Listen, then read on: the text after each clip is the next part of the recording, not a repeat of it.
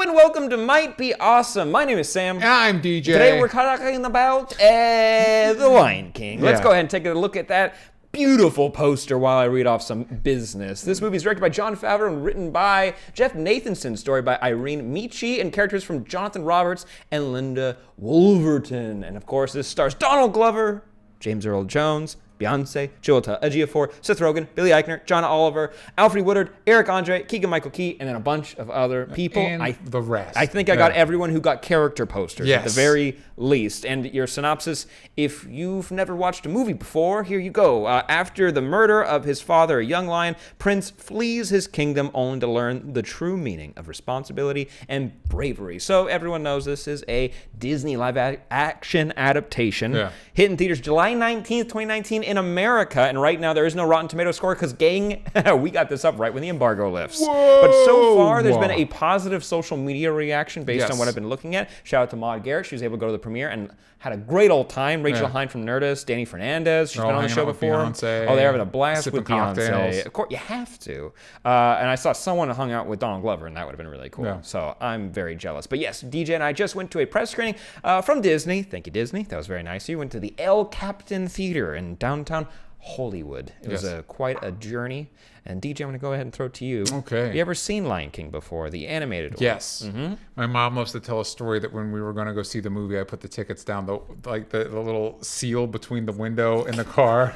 So many Pokemon cards went down. down. So they had to figure that out. But yes, I did see Lion King. I'm going to be honest, though, I don't think I've seen it again since I was a kid. I don't think so either. I've not revisited. But to throw my cred out there, I have seen Lion King 2 and Lion King 1.5. And 1.5... Wait, you saw Lion King 2, but you didn't know that was Scar's kid? We don't know that it's Scar's kid. We couldn't explain enough that I couldn't tell you what the plot of 1.5 was besides it was Timon and Pumbaa centric. Yeah. And the other movie happens like tangentially to it. Yeah. It's a weird... Good for you, Disney, for doing just a weird little project like that. Yeah. Straight to VHS. Yeah, there's a healthy straight to VHS Disney market, which I feel like we should tap into somehow. Disney Plus.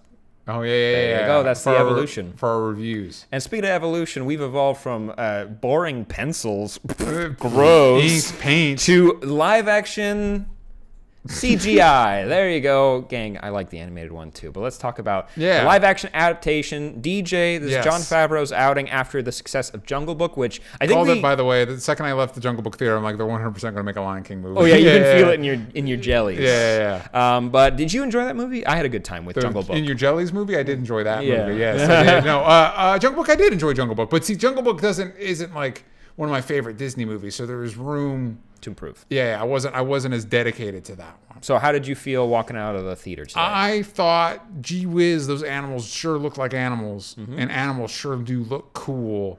And The Lion King is a good movie. I liked it. Honestly, no, I like this movie. However, I don't know, like with a lot of these live action adaptations, I don't know if this is as shaky as some of them have been. But I don't know that it justified its existence to me. Like, I couldn't tell you, other than the technology being amazing, why this movie needed to happen now. I will go off of your point of the technology being amazing, and the visual spectacle of this movie is impressive. Yes. Through and through. Like, from start to finish, there's very few times where I wasn't just enamored and blown away by what they were able to pull off. Yeah. With so many different animals and so many different settings and different lighting and times of day, and just everything about it was phenomenal. And the way they could get emotions out of certain animals, I thought it was impressive for what they could do. But without it being The Lion King, the story of The Lion King, this movie wouldn't be as the score that I give it, which is like, I'd say a little early on, I'll say this is like a solid like B for me, where it's like, it's kind of inoffensive, where you like the story of The Lion King, and you like the music from it, and you like the characters, and you like the jokes, and you basically get that again with a few like twists and turns here and there, where you might get a moment where it's a little bit more emotionally centered between two people's relationship that you didn't get to explore in the other movie, which is a good reason to make an adaptation like this, or more modern jokes that aren't like 90s centric. Yeah. That's pretty good. But after that, it just kind of, the movie kind of just is. It kind of exists. Yeah, it doesn't feel vital, which is a disappointment, because I think Lion King, Beauty and the Beast, Aladdin, upcoming Little Mermaid, Dumbo are so important to so many people, and really push forward the idea of animation and kids movies and that storytelling. And so you want the live action adaptation to feel as vital. I get why you didn't list Dumbo on that. Yeah. And it just doesn't. Like we were talking before, like I think a great movie that would benefit from maybe this live action interpretation would be something like Hercules, which is popular, but not necessarily in that rarefied air of like a Beauty and the Beast or a Lion King. You know what I mean? So this movie benefits from being Lion King, but also has to compare to Lion King and how that made people feel. And I don't know if there's enough here to make people, younger audiences experiencing for the first time, or people revisiting it, have those same feelings. I don't disagree. I think kids are going to have a blast with this film, and I think most of the live actions, despite Dumbo, I think Dumbo was a little scary. Yeah. But these other live action films, especially Lion King, will be enjoyable for younger audiences. For me, the movie finally clicked. Not that it wasn't entertaining, but it finally was like, oh, and now I get why I'm here watching this movie. When Timon and Pumbaa showed up, Seth Rogen and Billy Eichner did a really good job in their roles, and there was when they have to recreate moments from the original animated film, there's like fun spins on their humor and their jokes, and also there's a moment where we get to see baby Pumbaa, and that's really adorable. Like I'm pretty sure it was adorable when it was drawn, but in this it's extra adorable because it's a baby pig. All the baby animals look super cute. There's a point where I think we get Simba, like a baby rhino, a baby elephant, like baby birds, and they're all just like baby cheetahs. And then, of course they're faster, and like they're all running together, and you're like, this is really cool. Really big fan. I also want to give a special shout out. Obviously, this is an A-list cast full of some of the best celebrities in the world. Special shout out for me has to go to Chiwetel Ejiofor as Scar, because he to me, he felt the most invested as a character. Instead of like doing a bit, he's giving you a new performance of this character, and he's so tremendous. And I was also seeing these live action. Maybe it's because I'm now revisiting them as an adult. There's a lot of meat to explore with some of these villains, particularly characters like Scar. They do a little bit with Jafar and Aladdin, but it's like I every time Scar was on screen, I immediately was more compelled by whatever he was doing than anything else that was happening. Also, on the villain front, seeing this in live action is a good reminder that hyenas make good bad guys, because it just looked like nature messed up with them. Something about hyenas, it's like evolution did you wrong. I don't know. I don't know what happened. It's like they fully embody the title of wild animal. Like they went through. Have you been through a forest fire? Like it's just everything about. We were trying to talk earlier where it's like they kind of don't have neck. In my eyes, they kind of don't have necks. It's like your shoulder blades just got yanked up into a point, and then you put a ball bearing for a head. Like their whole head is a ball. And then if you took all the scariest dog faces and made it a face, it's like that's a hyena's head. It's just like all teeth. It's like, why do you have spots? You don't have enough hair for spots. It's just your skin looks like that. Yeah, you always look like you smell a little bit. You know what I mean? Anyway, point is, villains in this movie are great. They are. And also, you kind of have to give a shout out to the baby animals. Like we mentioned that already, but baby Simba, like when you get the first moment where he appears on screen and he gets the Rafiki, and then he gets lifted up. And also, the first half of this movie, the animated film did a great job of kind of, at least as a kid, I was kind of distracted by the fact that Matthew Broderick isn't really in the movie for that long. It's mainly the kid. And maybe that's why I liked it a lot, but I also like when he's an adult. Same. So a lot of hype going into Beyonce and Donald Glover. Yeah, but you mainly spend time with the kid versions of them for more, I'd say about half or more of the movie. Yeah.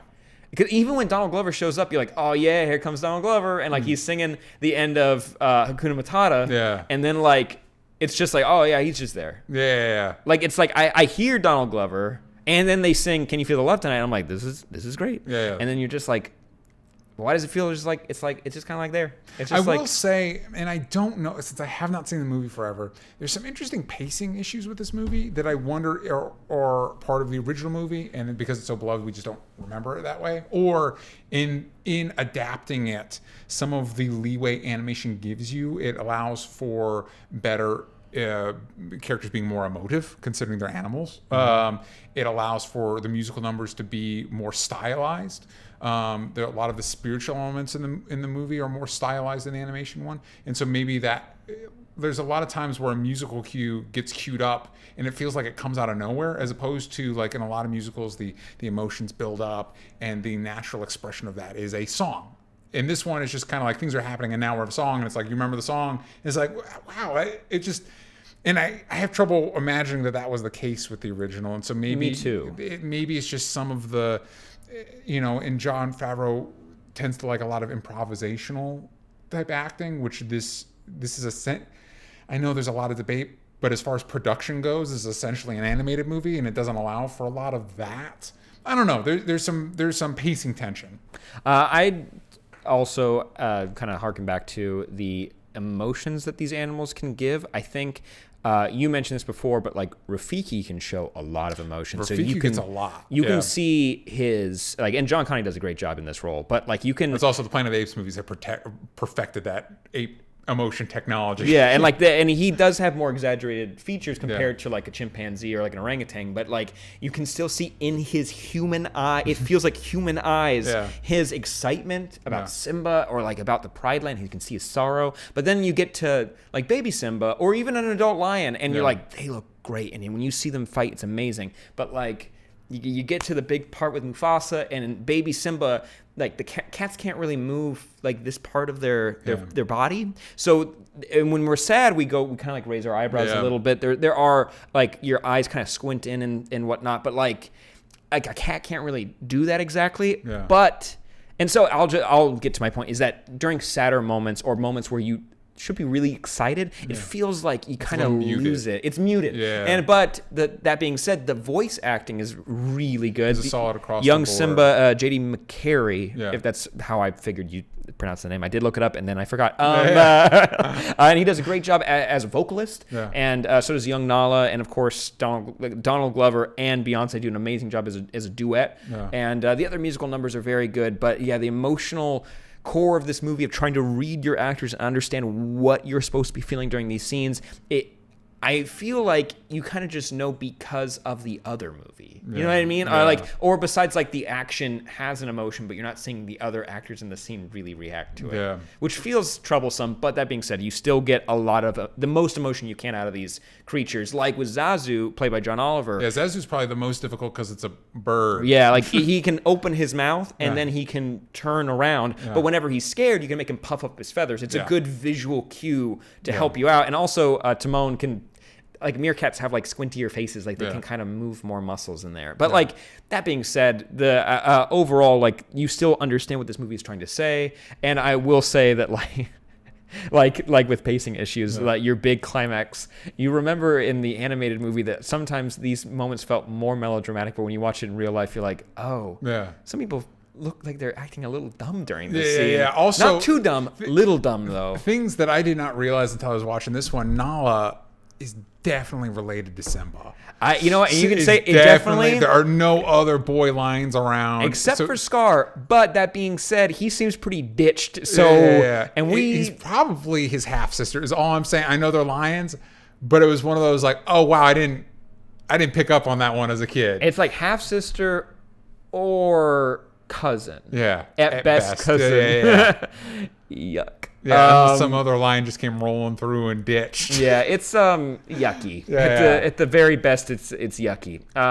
You don't really think about like prides are kind of like family. Yeah. I will say if this is a way to show how far we've come with the technology and stuff like that, I think it excels on every level. I think you couldn't have assembled a better cast for this movie than the one you got. And I think everybody is putting their all into it. It's just there's probably some things that are kind of inherently limiting and taking. You don't really think about the challenges of taking an animated story told in that medium to the live action medium. But now that we've done this a bunch of times at this point, it's starting to become apparent some of the things that you lose. You know what I mean? And it's a shame. It's a shame that like. God bless Disney Animation and Pixar for still putting out new original animated content so that they can make live action adaptations later. But there's something really special about the animated medium. Mm-hmm. And if nothing else, this makes me appreciate that even more. No, agreed. And I will say props to Jon Favreau and the cast, because James Earl Jones and J.D. McCary, when you get a very touching scene between them that I just don't remember being as impactful from the original animated film. Yeah. And it's a moment where Mufasa is a father, and I really enjoy it. I really like that part of the movie. And I think that this movie is worth seeing on the big screen if you're going to watch it at all, because there's so much detail in it. Yeah. Like unless you got like a 120-inch TV at home, like I think it's worth seeing in theaters. If you're a fan of the Lion King film, it's like watching it again. Yeah. I mean, you're going to pay a little bit extra. And we saw it in 3D, and it didn't look half bad. It looked pretty dang good overall. Good. I was a big fan. Just a quick shout out to a moment where Simba sheds some hair, and I think it's supposed to symbolize the circle of life. Lots of stuff happens. But you know what? That's for you guys to discover to experience on your own. So now you already kind of gave a rough rating. What is our rating system for? Out of 94. Because it's been 94 years. You get it. 1994, which is longer than you think. Yeah. Like when you think about it, it's been too soon, and then you like count back and you're like, it's been a long time. Yeah, it's been a minute. That being said, there's been, like 9,000 sequels and a bunch of TV spinoffs. Yeah. We've had enough. You know what? It's okay. But yes, out of 94, what would you give it? It's an easier score. Close. Yeah, it's actually kind of close to 100. I'd probably give it an 84. Right? I'd give it a B as well. Okay, there you go. Yeah, I'd give it a B I give as it well. like, I think 84 or maybe a little south. A little south of that. Is that 80? Yeah, I give it like an 80. So it's like 80. Yeah, that seems solid B territory. Also, before we go, I feel obliged to point out that this is 100% based off Kimba the White Lion. Look it out. There's a lot of videos comparing the two. Disney made a huge deal about this being their first original story, and it is not. There was even a press release from a Disney person that accidentally called Simba Kimba. I can guarantee you that I may have said Kimba during this review at one point. You're going to need to look out for that. And also, it's worth checking that out, to just Kimba the White Lion, because it's huge in Japan, but unfortunately, it never really grew out of that, which is why Disney was able to no, it doesn't exist, it doesn't matter, we don't need to acknowledge it. There you go. Yeah. Well, check it out. Also check out Lion King 1.5, because I can bet you there isn't a Kimba version of that one. So you can let us know what you think of that one. Also check out Lion King 2, because I thought it was cool that there was like a good Scar, because Scar always looked cool. Yeah, and then Scar's kid, if we're remembering correctly, got with Simba's kid, which is also, and based on the math we're doing, he's consuming. There's a chance he might be a little far away, but it didn't. He has a scar. It doesn't feel. It doesn't quite track. Doesn't feel good. But gang, just really quick, we're doing an anime watch along over at patreon.com/onlystupidanswers, reviewing all the biggest anime series, films. We haven't really explored that medium, but we're bringing up a bunch of guests on, and we're going through My Hero Academia. We're going through Princess Mononoke. We're going to be going through Cowboy Bebop at one point. There's a lot that we want to get through. We need your suggestions, which you can give us on the Patreon. We have a Discord. It's really fun. I really antagonize people about chain restaurants. It's a great place to be. Also, in the Discord, I would like to throw a couple out there. I'd like to know your thoughts in the comments. Here's ones that I'd like to revisit that I watched when I was younger. Gundam Wing. There you go. Big fan. Trigun. There you go. That's basically it. Okay. Maybe Paranoia Agent, because that's actually, that one stuck with me. There you go. And maybe Parasite. That'd be a fun one too. But gang, make sure you comment down below what you thought of this film, especially after the Rotten Tomatoes score comes out. Yes. And we're going to know that people have their opinions going into this film. Let us know what you thought after seeing this film. 100%. And if you saw Kimba, where did you find it? Let us know. Where did you find it? At Sam Basher, at DJ Talks Trash. Shout out to Austin Dodge, one for the eye, for helping us out with this video today. And gang, we'll see you next time. Bye-bye.